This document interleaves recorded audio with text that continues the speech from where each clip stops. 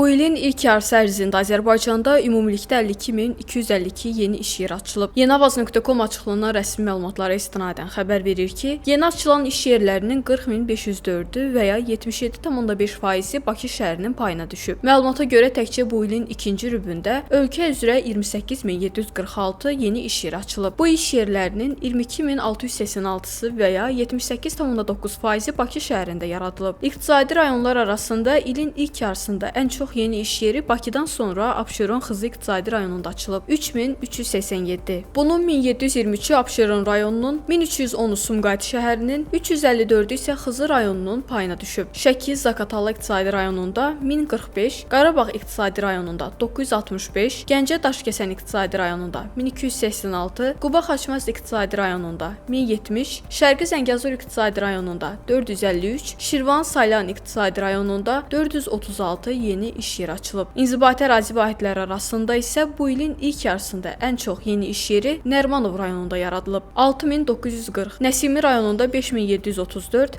Səbail rayonunda 4864, Yasamal rayonunda 4836, Xətai rayonunda 4941 yeni iş yeri açılıb. Qeyd edək ki, bu ilin ilk yarısında şəhər və rayonlar üzrə yeni açılan iş yerlərinin sayı belə olub.